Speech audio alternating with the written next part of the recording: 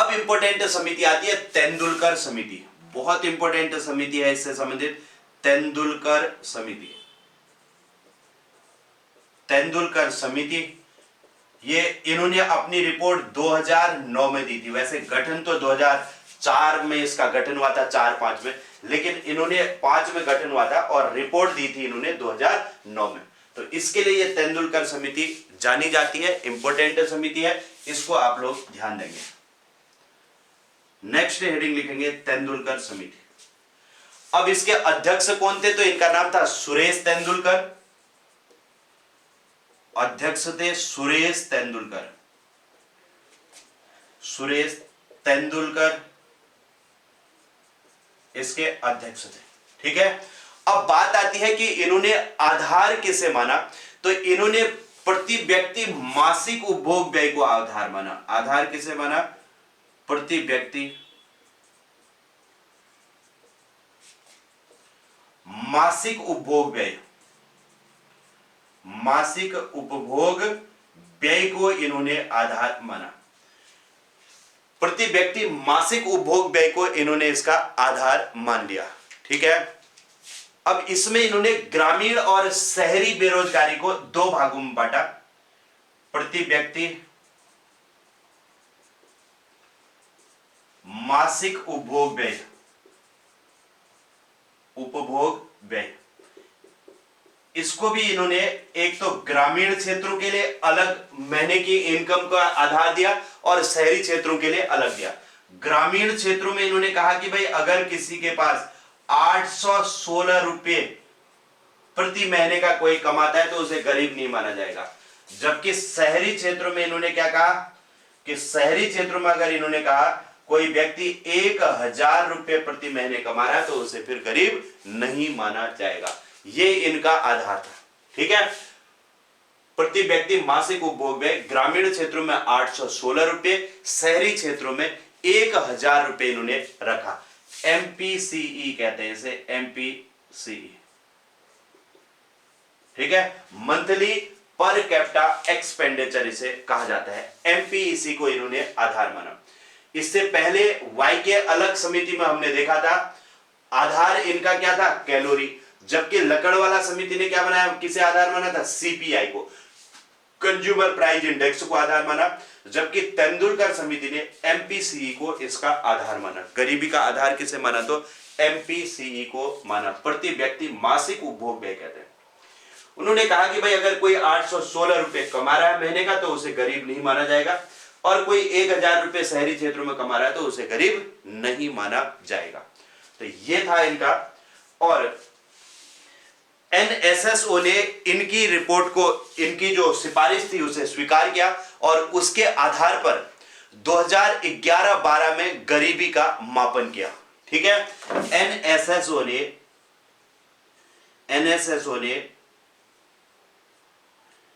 ने तेंदुलकर समिति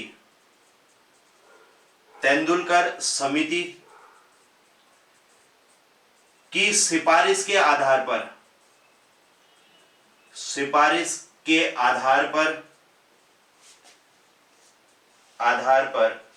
2011-12 में गरीबी का मापन किया और भारत में जो गरीबी इन्होंने बताई वो बताई 21.9%। इन्होंने 21.9% गरीबी बताई, मापन किया, और 21.9% गरीबी बताई। अब ये ग्रामीण क्षेत्रों में 25.7% कहा इन्होंने।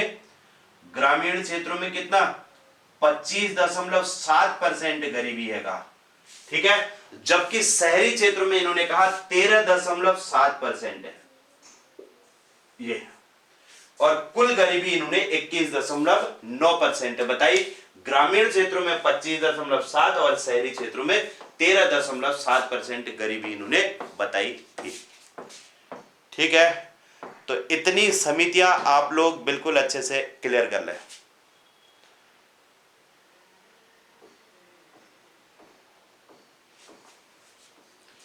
इसके बाद आगे बढ़ते हैं। जो लास्ट समिति है सबसे इंपॉर्टेंट मानी जाती है रंगराजन समिति। आखिरी जो समिति बनी है उसका नाम है रंगराजन समिति। लिखा सबने इतना?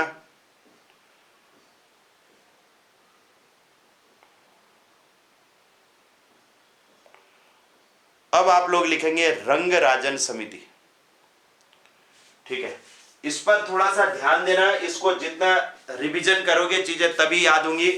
गरीबी, सबसे पहले गरीबी क्या होती है? गरीबी एक सामाजिक संकल्पना होती है और गरीबी समाज के एक ऐसे वर्ग से संबंधित है जो अपनी मूलभूत आवश्यकताओं की पूर्ति नहीं कर पाता। गरीबी कितने प्रकार की बताई? दो प्रकार की, एक सापेक्ष गरीबी, दूसरा निरपेक्ष गरीबी। सापेक्ष गरीबी किसे कहते हैं? तो सापेक्ष गरीबी वह गरीबी होती है जो गरीबों में गरीब को ढूंढती है, कि अमीरों में गरीब को ढूंढती है ना, मतलब अमीरों में कितना अंतर है वहां पर इस चीज को ढूंढती है। सापेक्ष गरीबी किसे कहेंगे?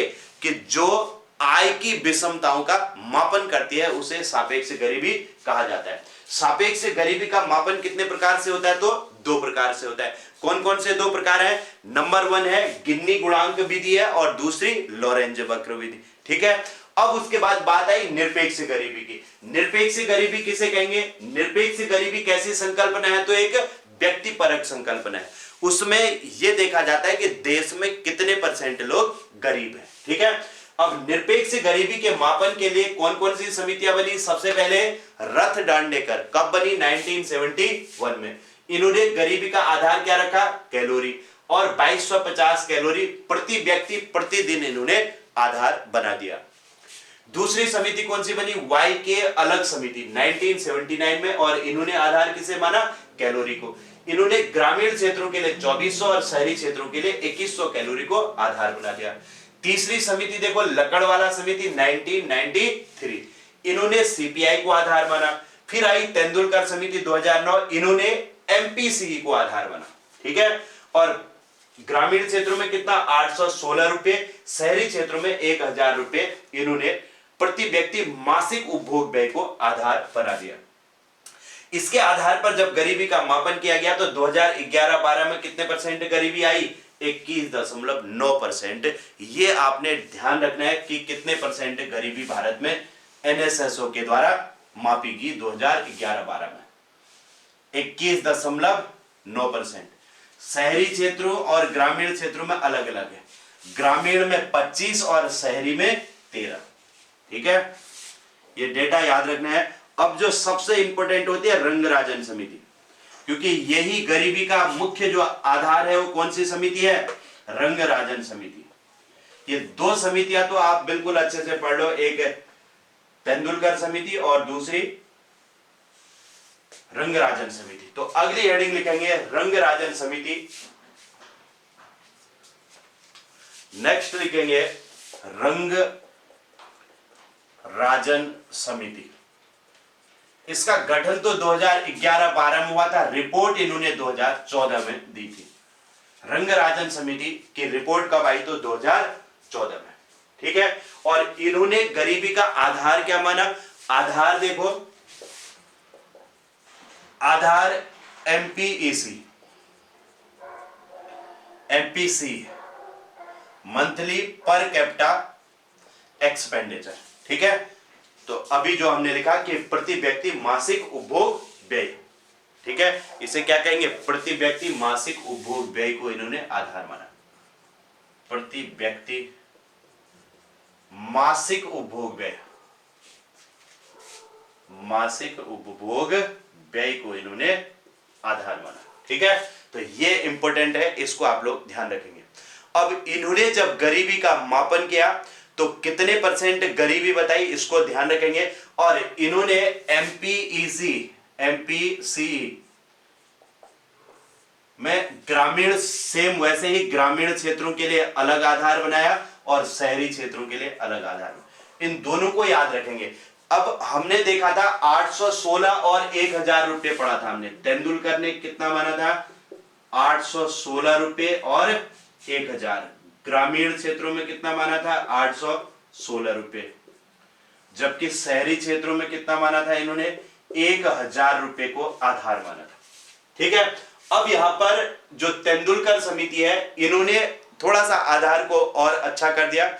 इन्होंने कहा कि भाई ग्रामीण क्षेत्रों में 972 रुपए अगर किसी व्यक्ति की इनकम है तो उसे गरीब नहीं माना जाएगा, जबकि शहरी क्षेत्रों में 1407 रुपये इन्होंने आधार माना। देखो 816, 1000 और 972 और 1407 रुपये इन्होंने गरीबी के मापन के लिए प्रति व्यक्ति यहां पर मंथली इनकम होनी चाहिए, ये इन्होंने कहा। और इन्होंने निर्धनता कितने परसेंट बताई, इसको याद रखेंगे।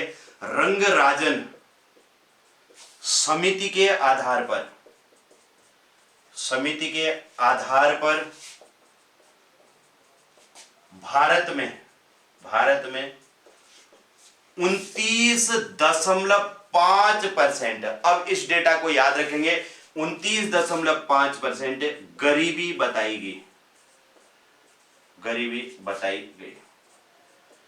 ये दोनों चीजें याद रखनी है। अब रंगराजन समिति और तेंदुलकर समिति, तेंदुलकर समिति ने कितना कहा था, 21.9।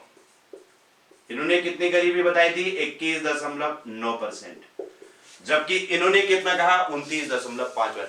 मुख्य रूप से अगर यहां पर कुछ पूछा जाता है तो यही पूछा जाता है गरीबी में कि एक तो ये जो गरीबी के लिए ग्रामीण क्षेत्रों में कितने कैलोरी का भोजन आवश्यक है और शहरी क्षेत्रों में कितने कैलोरी का भोजन आवश्यक है। एक तो आप इसको याद रखेंगे, वहां पर हमने कहा था ग्रामीण क्षेत्रों में 2400 कैलोरी और शहरी क्षेत्रों में 2100 कैलोरी का भोजन अनिवार्य किया था। ये किसने बताया, तो अलग समिति की रिपोर्ट थी, ठीक है।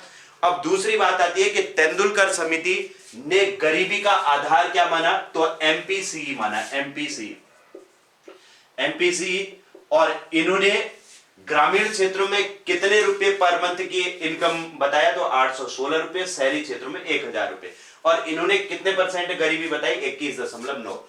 अब दूसरा रंगराजन समिति सबसे इंपॉर्टेंट हो जाएगी, ये सबसे बाद में बनी है। इन्होंने भी गरीबी का आधार एमपीसी को माना और इन्होंने ग्रामीण क्षेत्रों में 972 रुपए मासिक आय और शहरी क्षेत्रों में 14.7 रुपए मासिक आय बताया। और रंगराजन समिति ने गरीबी भारत में कितने परसेंट बताई, तो 29.5% इन्होंने गरीबी बताई, ठीक है। अब इसमें इन्होंने देखो जो ग्रामीण क्षेत्र है वहां पर 30.9% बताई गरीबी। ग्रामीण क्षेत्र में कितनी बताई, ग्रामीण क्षेत्र में 30.9%। देखो टोटल कितनी है, 29.5 और इसमें से ग्रामीण क्षेत्र में 30.9, जबकि शहरी क्षेत्रों में इन्होंने 26.4% बताई थी। शहरी क्षेत्रों में कितने बताई, 26.4% गरीबी बताई। यहां पर इन्होंने कितना कहा था, ग्रामीण क्षेत्र में कितना कहा था, 25.7% गरीबी बताई, जबकि शहरी क्षेत्रों में कितना बताया, 13.7% गरीबी बताई थी। ये डेटा को कंपेयर कर लेना अच्छे से, इसको याद कर लेना, ठीक है। तेंदुलकर समिति ने आधार एमपीसी और रंगराजन समिति ने आधार एमपीसी, दोनों का सेम है। इन्होंने ग्रामीण क्षेत्र में 816 रुपए, शहरी क्षेत्र में 1000 रुपए। इन्होंने ग्रामीण क्षेत्र में 972 और शहरी क्षेत्र में 1407 रुपए गरीबी को आधार माना। इन्होंने 21.9% गरीबी बताई, जबकि इन्होंने 29.5% गरीबी बताई। इन्होंने ग्रामीण क्षेत्र में 25.7, जबकि इन्होंने 30.7। इन्होंने शहरी क्षेत्र में 13.7 और इन्होंने शहरी क्षेत्र में 26.4% गरीबी बताई है, ठीक है। तो ये गरीबी से संबंधित कुछ डेटा था जिसको आपने याद करना है, अच्छे से इंपॉर्टेंट बन जाता है। इसमें एक चीज, ठीक है, लास्ट में आप लोग याद रखना कि भारत में गरीबी के आधार पर कितने परसेंट गरीबी पाई जाती है, तो क्या कहोगे, 29.5%, ठीक है। यही गरीबी को मुख्य रूप से आधार माना जाता है। 29.5% भारत में गरीबी मानी जाती है, किसके आधार पर, रंगराजन समिति।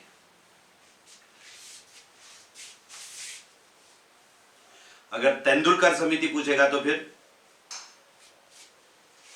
21.9%। अब बात आती है कि भारत में सबसे गरीब राज्य कौन सा है। एक ऐसे हेडिंग लिख लेना नीति आयोग का, अगला लिख लेना, नीति आयोग का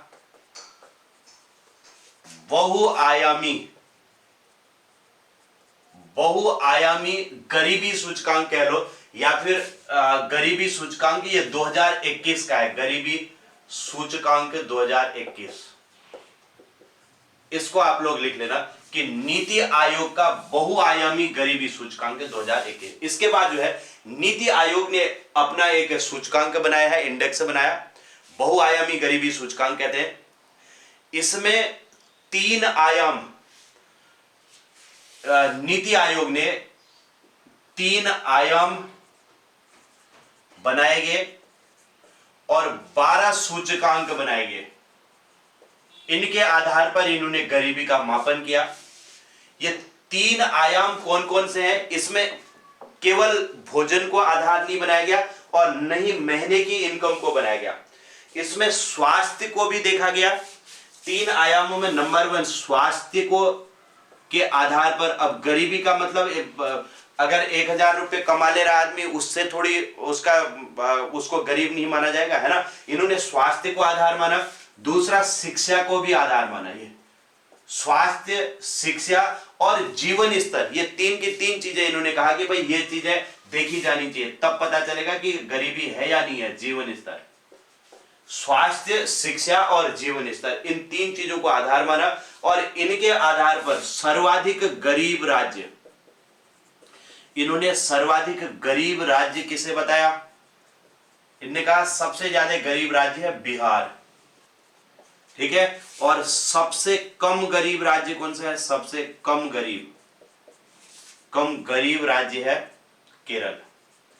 केरल को इन्होंने सबसे कम गरीब राज्य माना, जबकि बिहार को सबसे ज्यादा गरीब राज्यों की श्रेणी में इन्होंने रखा, ठीक है। यह भी ध्यान रखना, नीति आयोग के आधार पर सबसे गरीब राज्य कौन सा है? तो बिहार। और सबसे कम गरीब कौन सा है? तो सबसे कम गरीब राज्य है केरल। अब हम आगे कुछ फैक्ट यहां से समझते हैं। अब आप लोग जरा इसमें कुछ पॉइंट लिख लीजिए। सबसे पहले लिखो, पहला पॉइंट लिखेंगे गरीबी का सर्वप्रथम मापन। पॉइंट नंबर 1 लिख लेना, भारत में गरीबी का सर्वप्रथम मापन 1867-68 में दादा भाई नेरोजी ने किया। नेरोजी ने अपनी पुस्तक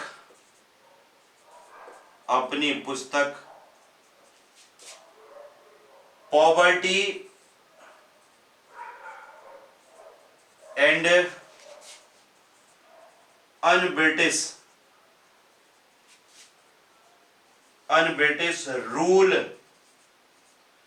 रूल ऑफ इंडिया, ये इनकी पुस्तक है।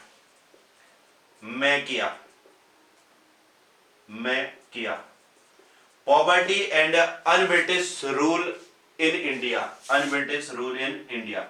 इस पुस्तक में इन्होंने सबसे पहले भारत में गरीबी का मापन किया था, ठीक है। दूसरा पॉइंट लिखेंगे, भारत में गरीबी हटाओ का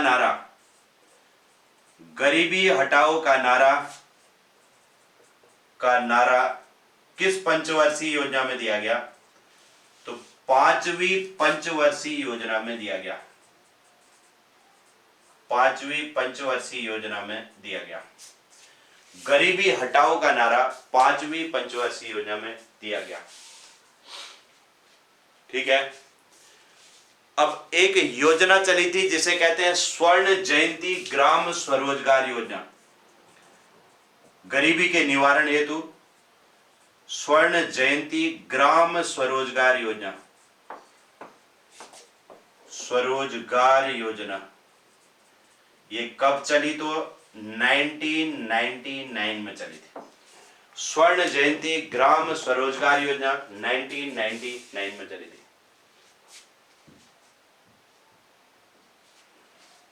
इसका नाम बदल करके फिर बाद में क्या कर दिया गया? राष्ट्रीय ग्रामीण आजीविका मिशन कर दिया गया। इसी को क्या कहा गया? राष्ट्रीय ग्रामीण आजीविका मिशन, ग्रामीण आजीविका मिशन ये कब चलाया गया? तो ये चलाया गया 2011 में। मतलब जो स्वर्ण जयंती ग्राम स्वरोजगार योजना थी, इसका नाम बदल करके राष्ट्रीय ग्रामीण आजीविका मिशन कर दिया गया। NRLM भी कहते हैं इसको, राष्ट्रीय ग्रामीण आजीविका मिशन 2011 में चलाया गया। ठीक है, आगे बढ़ते हैं और नेक्स्ट नरेगा। दो 2006 में और मनरेगा 2009 में। इसका नाम 2009 में क्या कर दिया गया? नरेगा का नाम मनरेगा कर दिया गया। ठीक है, महात्मा गांधी आगे से इसमें जोड़ दिया गया। इसके बाद प्रधानमंत्री ग्रामीण सड़क योजना कब चली? इसको भी याद रखेंगे। पीएम ग्रामीण सड़क योजना, ग्रामीण सड़क योजना ये सन 2000 में चली थी। प्रधानमंत्री ग्रामीण सड़क योजना किस वर्ष की है? तो ये 2000 की है। और खाद्य सुरक्षा योजना मैंने आपको पहले ही बताया था 2013 में चलाएगी। ठीक है, निर्धनता के निवारण के लिए खाद्य सुरक्षा योजना, सुरक्षा योजना ये कब चलाएगी? तो 2013 में। 2013 में खाद्य सुरक्षा योजना चलाएगी थी। खाद्य सुरक्षा अधिनियम आया था 2013 का। ठीक है, और इसी में पीएम उज्ज्वला योजना कब चली थी? इसको भी याद रखेंगे। पीएम उज्ज्वला योजना, उज्ज्वला योजना 2016 में। और इसके तहत क्या उपलब्ध कराया जाता है? गैस सिलेंडर, है ना, फ्री का, मुफ्त में गैस सिलेंडर उपलब्ध कराया जाता है। इसको भी आप लोग याद रखेंगे। एक अन्नपूर्णा योजना भी याद रखेंगे, ये कब चली थी। और अंत्योदय योजना भी, अन्नपूर्णा योजना किस वर्ष चलाएगी? तो सन 2000 में चलाएगी। और अंत्योदय योजना कब चली?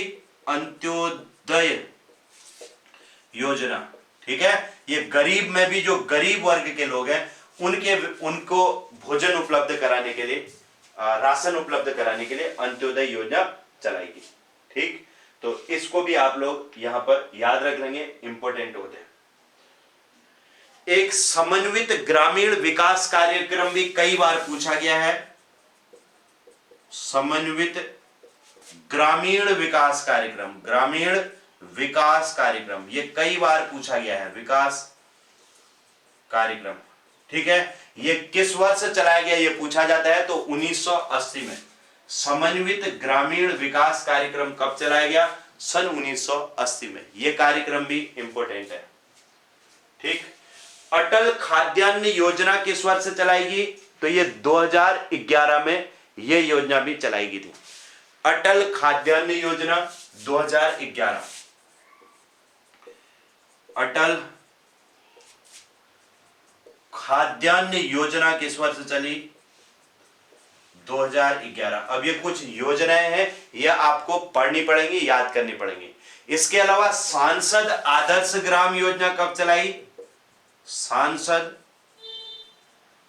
आदर्श ग्राम योजना ये चलाएगी 2014 में। सांसद आदर्श ग्राम योजना किस वर्ष चलाई? तो 2014 में। अटल पेंशन योजना कब चलाई? अटल पेंशन योजना यह है 2016 की। अटल पेंशन योजना भी पढ़ लेना 2016। ठीक है, और प्रधानमंत्री जन धन योजना तो बहुत इंपॉर्टेंट है। पीएम जन धन योजना, जन धन योजना ये सब गरीबी के निवारण के लिए है। 2014 की है ये। प्रधानमंत्री जन धन योजना 2014 में चलाएगी। ठीक है, वित्तीय समावेशन के लिए। और प्रधानमंत्री सुरक्षा बीमा योजना, पीएम सुरक्षा बीमा, सुरक्षा बीमा योजना कब चली? बीमा उपलब्ध किया जाता है 2015 में। प्रधानमंत्री सुरक्षा बीमा योजना 2015 में, इसको भी आप लोग याद रख लेना। ठीक है, इसके बाद भारत निर्माण योजना, भारत के निर्माण के लिए भारत निर्माण योजना किस वर्ष की है? तो ये 2005 में भारत निर्माण योजना 2005 में। ये ग्रामीण इंफ्रास्ट्रक्चर के निर्माण के लिए है ये, इसे भारत निर्माण योजना कहते हैं। ग्रामीण क्षेत्रों में बिजली हो गया, सड़क हो गया, पेयजल हो गया, दूरसंचार, सिंचाई, इन सब चीजों की सुविधा उपलब्ध कराने के लिए ये भारत निर्माण योजना चलाई गई थी। सर्व शिक्षा अभियान सबने पढ़ी रखा है, 2001 में हमने लिखा ही रखा है, SSA जिसे कहते हैं। सर्व शिक्षा अभियान भी लिख लेना, सर्व शिक्षा अभियान 2001 का है ये, 2001 में ये भी चलाया गया था। ठीक है, इसके अलावा मिड डे मील सबने पढ़ी रखा है। मध्याह्न भोजन योजना कब चला था? मध्याह्न भोजन योजना ये भी कल परसों ही बता रखी है मैंने, 1995 में मध्याह्न भोजन योजना 1995। ठीक है,